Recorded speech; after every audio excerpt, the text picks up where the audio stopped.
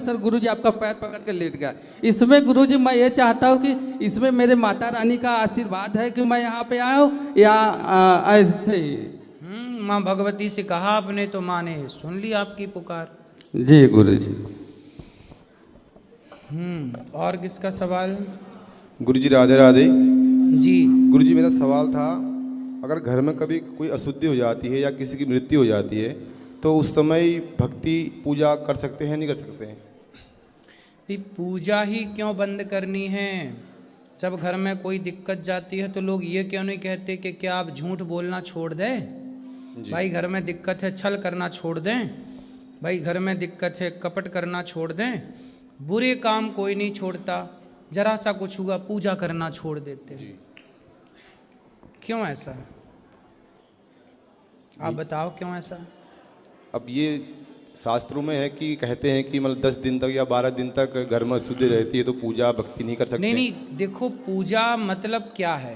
पूजा आप भगवान की मानसिक तो कर सकते हैं। जी जी मानसिक। भगवान का ध्यान तो मानसिक कर सकते हैं। जी जी गुरु जी। पूजा घर में उस समय जो भानेज हैं छोटे बच्चे हैं उनसे घर में भगवान की पूजा कराओ जी। पर आप लोग मानसिक जप करो, मानसिक ध्यान करो। जी। पूजा तो कभी नहीं छोड़नी चाहिए, शारीरिक ना हो पाए तो मानसिक। जी धन्यवाद गुरु। हेलो हेलो गुरुजी राधे राधे। जी मैया, मेरा सवाल है गुरुजी, यहाँ पर महिलाएं और पुरुष आपसे सवाल करते हैं मेरा पति प्यार नहीं करता, मैं ये नहीं करता, तो गुरुजी ये सवाल गुरु से क्यों? अब उनको देखो समस्याएं हैं, उनको लगता है कि प्रश्न करेंगे तो शायद हमारा पति बगल में खड़ा है, हमारी पत्नी बगल में खड़ी है, शायद उसे समझाएंगे। गुरुजी हमारी पत्नी को समझा देंगे, गुरुजी हमारे पति को समझा देंगे, गुरुजी हमारे बेटे को समझा देंगे।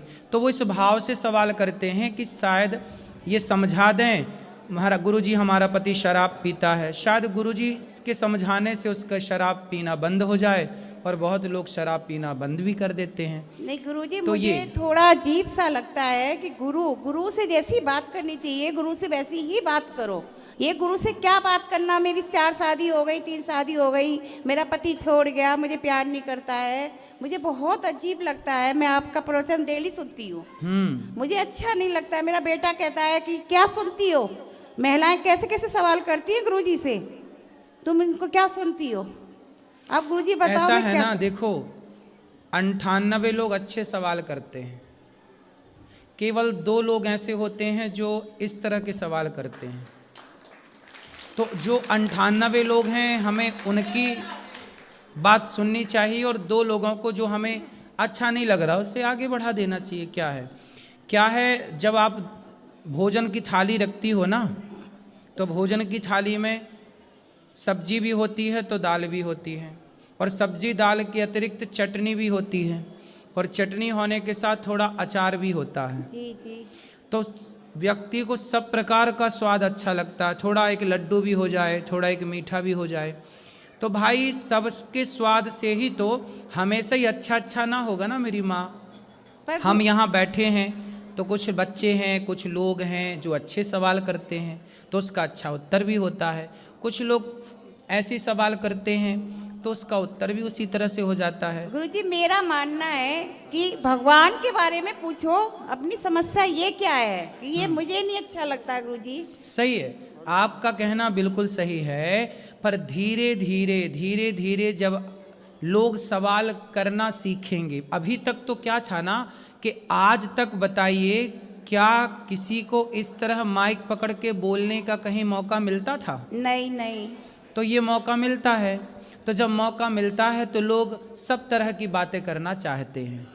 तो धीरे धीरे जो बात आप कहना चाहती हो वो लोगों को धीरे धीरे समझ में आएगी कि गुरु से कैसे सवाल करने चाहिए, क्या पूछना चाहिए। जैसे बच्चा छोटा होता है ना तो माँ की गोद में जाके सुसु कर देता है, क्योंकि बच्चा है।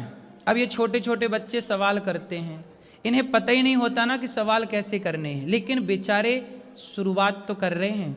आज कुछ गलत पूछ रहे हैं तो कल सही भी पूछेंगे।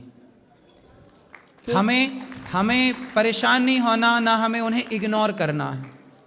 आज यदि वो कह रहे हैं कि हमारी पत्नी ऐसी है, हमारा परिवार ऐसा है, तो वही लोग कल दूसरी बार आकर के वही भगवान से जुड़ा हुआ सवाल भी करेंगे कि हमने वहाँ गए तो हमारा परिवार अच्छा हुआ, अब हमारा भगवान से प्रेम कैसा हो। पहली सीढ़ी पर पांव जम जाए तब दूसरी सीढ़ी तक पहुँचे।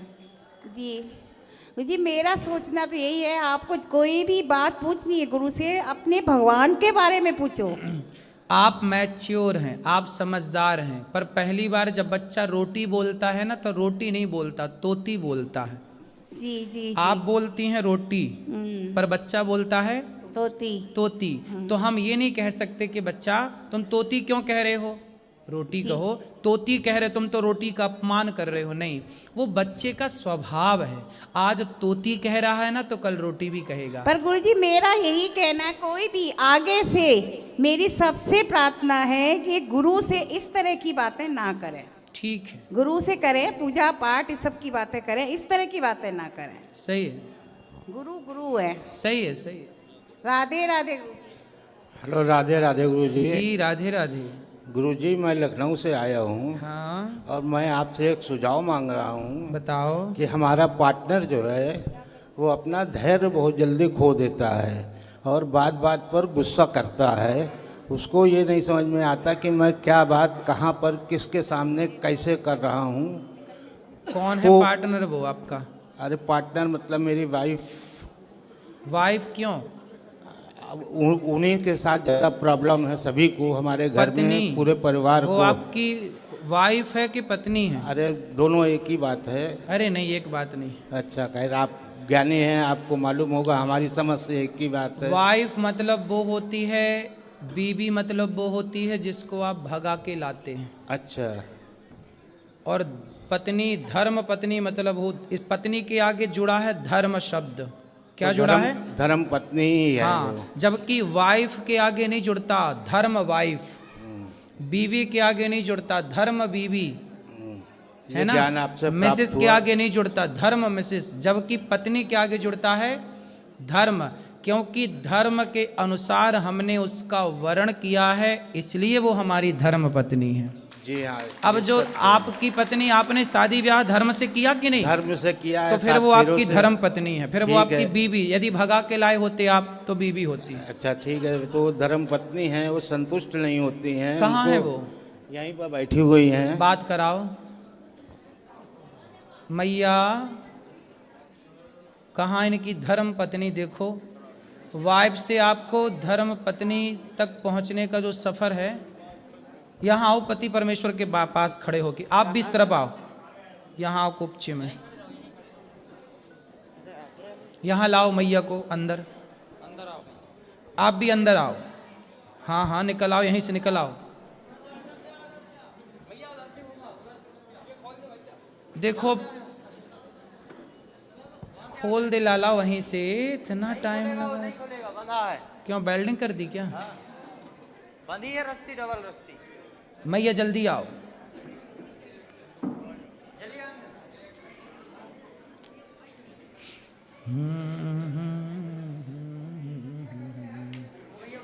यहीं आ जाइए, यहीं आ जाइए, यहीं। मैया आओ, जल्दी आओ मेरी माँ। कैसी हैं मैया आप? मैया आप बात करो, आप बात करो। कैसी हैं आप? ठीक है। क्या नाम है आपका? शशि गुप्ता। शशि गुप्ता। ये आपके कौन हैं? पति है। पति। तो आप इनसे बात नहीं करती? करते हैं, वो मेरी कोई बात नहीं मानते हैं। नहीं मानते? नो। तो आप काहे नहीं मानते इनकी बात? अब बुढ़ापे में तो मान लो कुछ बात अभी तक मारते हैं हमको, बहू है, दामाद है, मारते हैं। ये बताइए, हम समझदार हैं, हमारे बच्चे सब समझदार हैं, बेटियां दोनों हमारी, एक प्रोफेसर है और एक जो है तो बैंक में है।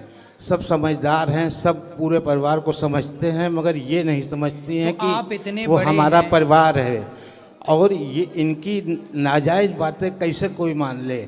जायज़ बात तो हम मानते ही हैं, लेकिन अब ये कहें कि हम अभी खड़े हो जाओ, अब हमारे अभी मान लो तकलीफ़ है, हम नहीं खड़े हो पा रहे हैं, तो इनको पेशेंस रखना, धैर्य रखना चाहिए। बस ये क्रोधित हो जाएंगी। मैं आपकी बात से सहमत हूँ। आप बहुत पढ़े लिखे हैं, आपका परिवार, आपके बच्चे बड़े बड़े हैं, बहुएं बड़ी बड़ी हैं, समझदार हैं, नौकरी कर रही हैं। आप अपनी पत्नी को मारते हैं? मारने का कारण यही है कि आदमी कब तक बर्दाश्त करेगा। एक सीमा होती है बर्दाश्त करने की, ठीक है, और वो सीमा ऐसी हो जाती है कि सीमा से भी पार हो जाता है, तब क्रोध आता है। और क्रोध में आदमी क्या कर सकता है ये तो आप भी समझते हैं। यहाँ तक कि आत्महत्या तक मैं करने की कोशिश कर चुका हूँ इन्हीं की वजह से। नहीं तो क्रोध इतना क्यों करना है? चलो जब गलत बात होती है तो कैसे कोई न लड़के अब मुंह पर माँ है, माँ के मुंह पर तो बच्चे नहीं कह पाते हैं, लेकिन पीठ पीछे तो समझते हैं। मैं आपकी बात से सहमत हूँ, अभी मैं मैया को समझाऊंगा, पर मुझे आप आज ये वचन दे दो कि नारी पर तो हाथ नहीं ही उठाना चाहिए।